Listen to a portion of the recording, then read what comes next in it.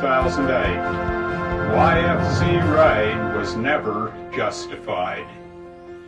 When Texas law enforcement officials and CPS invaded the YFZ ranch on April 3, 2008, their actions were totally unjustified. They had no credible evidence of abuse, only a hoax telephone call from a woman currently undergoing psychiatric treatment. They never entered the ranch to find the supposed victim, but rather to go on a fishing expedition for evidence of abuse, neglect, or supposed criminal activity. For Texas CPS and law enforcement officials to continue to make disturbing and unfounded allegations of abuse and neglect is nothing more than an attempt to justify their own barbaric actions and to divert attention from the real issues, such as the irreparable damage inflicted on innocent children and the expenditure of millions of taxpayer dollars on this unjustifiable raid. The Eldorado investigation report released by CPS on December 22, 2008 is as false and fraudulent as the original hoax telephone call that triggered the raid. The Texas Court of Appeals ordered the return of the children, and the Texas Supreme Court sustained this decision by ruling, on the record before us, removal of the children was not warranted. Texas CPS has never given reliable information. Shortly after the raid, they leaked news reports of an excessive number of broken bones among YFZ children. This figure was later shown to be considerably lower than the national average.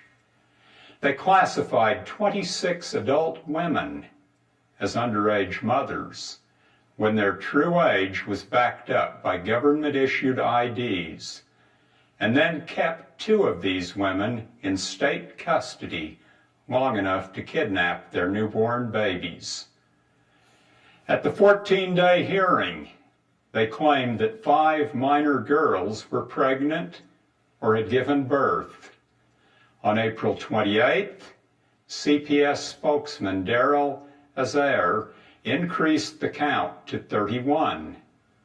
The Eldorado investigation report of December 22nd now places the number at 7.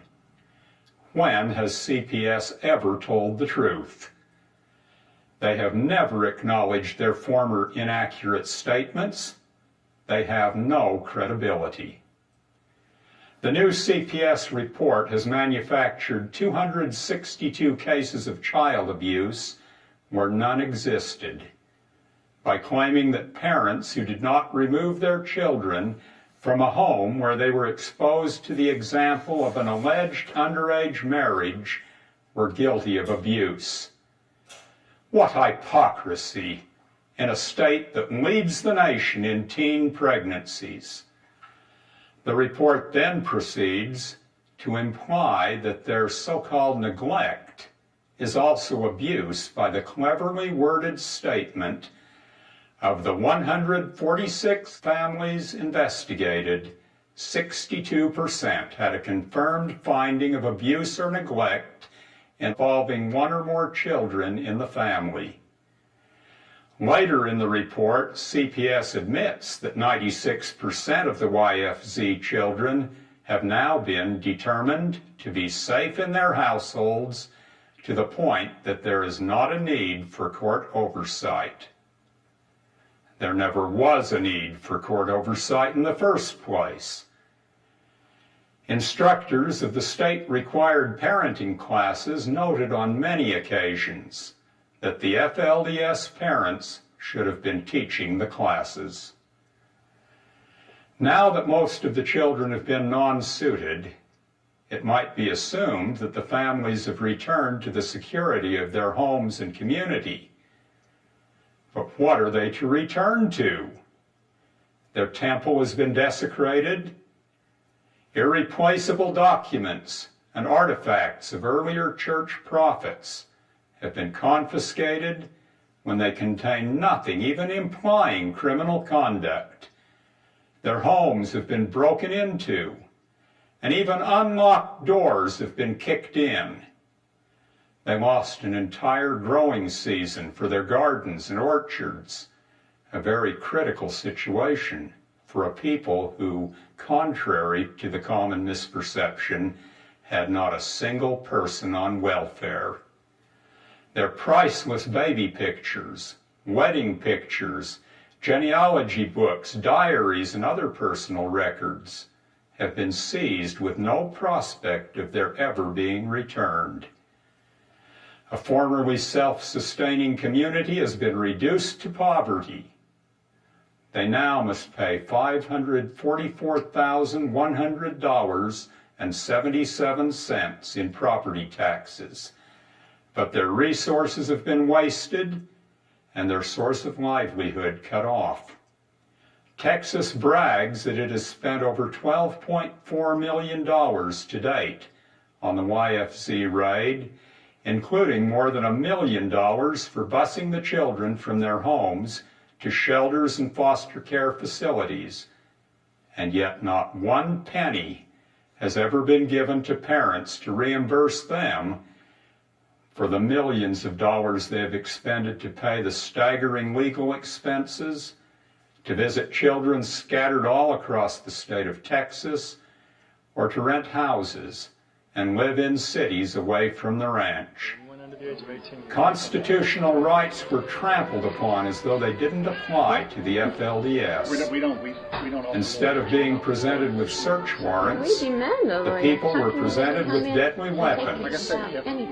When one young mother answered the door, she faced 2 loaded guns, only 12 inches from her head. Her 4-year-old son, his face white with terror, asked, "Mother, are they coming to shoot us?" No, ma'am. The Court of Appeals ruled that officials were not justified in treating the entire ranch community as one household, supposedly covered by a single search warrant. And even the general warrant for the expanded search was not signed until after the searches and seizures already had taken place. When the FLDS men surrounding the temple failed to be intimidated by tanks, helicopters, and armed men, and with no resistance, knelt in prayer, an officer fired several rounds from his gun in an apparent attempt to provoke a confrontation. With snipers positioned on the limestone rocks above the sacred site, this action easily could have triggered a bloody assassination. The only real abuse that either women or children suffered was at the hands of Texas law enforcement and CPS. They were treated as prisoners of war at the San Angelo Coliseum and the other shelters. Children and even pregnant mothers shivered on hard army cots with only a plastic pillow and 2 thin blankets that were more like sheets, while a large overhead door was left open most of the night. Children used to unprocessed foods and natural sweeteners were fed a diet loaded with canned foods, preservatives, and sugar. Many suffered from stomach cramps and diarrhea. Through a combination of unfamiliar diet, exposure, and stress, almost every child became sick, and some coughed so hard that they vomited. In an effort to make the public aware of the dreadful conditions in the shelters, several mothers talked to reporters from the Deseret News and shared pictures taken with their cell phones. Just 20 minutes after a special media presentation aired on April 13th, featuring conversations with 3 mothers, an order was given to confiscate the cell phones, isolating the captives from their attorneys and from any outside communication. A member of another government agency reported that after screaming children were ripped from their mothers in the Colosseum, one baby was left in a stroller for 24 hours without food or water and had to be hospitalized. First-hand witnesses testify that many babies were drugged to sedate them after the separation, and one 18-month-old boy went into shock as a result. Innocent girls were brutally interrogated for hours as investigators demanded, "How many husbands do you have?" Or "How many men have you spiritually been with?" When they answered quite honestly none, or that they didn't know what they were talking about, they were shouted at and told, "You are a liar, and you know where liars go." Investigators insisted that they did have babies, but just wouldn't admit it. At Fort Concho, a young lady was locked in a room for hours and told that she never would see her family and friends again unless she admitted to things that she had no knowledge of. This is the treatment CPS meted out to the alleged victims, and yet they still dare to assert that the secure and loving homes to which the children were returned were abusive. These people are not just those FLDS, they are American citizens, and they have been treated in a most unconstitutional and un-American way. CPS has been a convenient tool for government officials seeking to implement their own vindictive agenda of driving the FLDS out of the state by holding as hostages the most prized possession of any family, their children. Texas State Representative Harvey Hildebrand introduced House Bill 3006 in 2005, specifically targeting the FLDS. The House research organization Bill Analysis quotes supporters as saying, "A group of fundamentalist Church of Latter-day Saints is building a compound south of San Angelo. Local residents are concerned that members of the group will run for public office and will have moved a large enough group of voters into the area to take over local government." On June 2nd, 2008, the Deseret News quotes Hildebrand's gloating comment on his effort to drive the FLDS. "I wanted to make it unappealing to them. I hoped they wouldn't stay." Eldorado Sheriff David Duran is quoted in the Fort Worth Star-Telegram of June 3rd, 2008 as saying, "I believe when all of the criminal charges come forward, it is going to be very hard to practice their beliefs within the state of Texas." Even Texas Governor Rick Perry, while addressing a business conference in Laval, France on June 5th, 2008, said in reference to the FLDS, "Maybe Texas is not the place you need to consider calling home." Governor Perry went on to accept full responsibility for the raid. And CPS has the audacity to say that it has never been about religion. Shortly after the raid, when things looked darkest, the FLDS people sent personal appeals to Governor Perry, state and national legislators, and even the President of the United States. Their desperate pleas for help were not even acknowledged.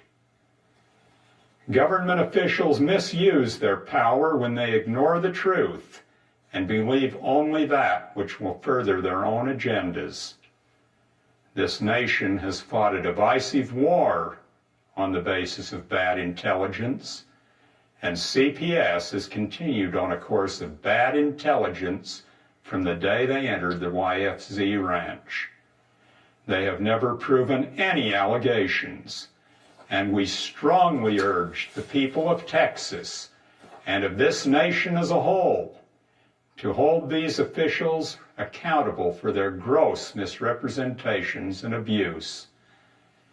In behalf of the many FLDS families traumatized by the YFZ ranch raid, we thank our Heavenly Father for His protecting hand.